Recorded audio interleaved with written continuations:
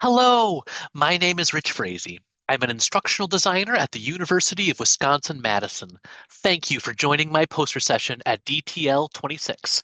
As higher education's digital accessibility deadline approaches, less content, more active learning.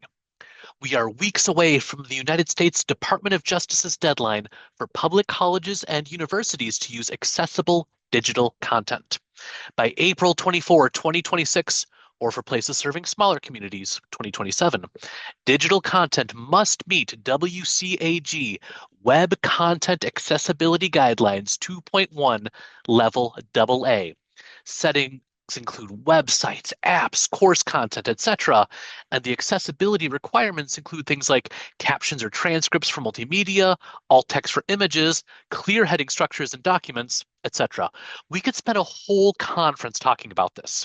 If you'd like more info, start by searching WCAG 2.1 Level AA. These are standards that have been around for quite some time.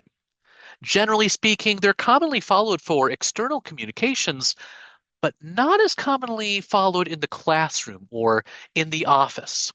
A recent survey from Anthology, a company supporting educational technology, shared that just 11% of US faculty say they have the right tools and training to create accessible course content.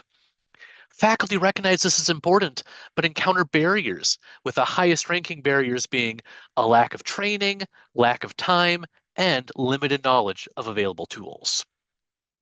Given those barriers, what if, rather than remediating lots and lots of already existing course content, we simply had students go through less required content and focused more on active learning strategies?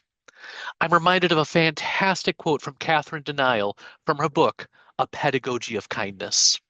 When I began to reflect on the direction my course might take, I realized skills were at least as important, if not more important, than content.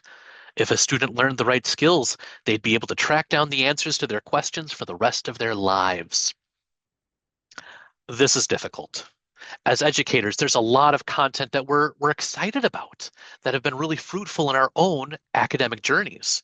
There can also be concerns that if we don't make students go through enough content, our course won't be rigorous enough. That said, by being more selective of the content we include, we create a course that's more focused, aligning our content with what's most important and not just having students consume content for the sake of content. It's also worth noting that as experts in our field, we can overestimate how much our students can realistically go through. This can be especially true in a course with digital content where we have announcements, reading, slides, videos, and perhaps a whole world of digital supplements that a textbook publisher has integrated. As you think about prioritizing skills and process over information, this is where active learning can come in. Like digital accessibility, we can spend a whole conference talking about active learning. UC Berkeley's Center for Teaching and Learning states that active learning generally refers to any instructional method that engages students in the learning process beyond listening and passive note taking.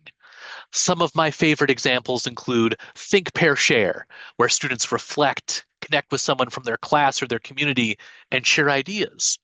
Or maybe projects that emulate work done in the real world, or simply making connections between their learning and their personal interests and goals. Research shows that active learning works in establishing a new standard of care for calculus using trials with randomized student allocation. The authors describe how sections using active learning saw higher grades and lower drop rates. If I may summarize, be really, really picky about what content you want students to go through.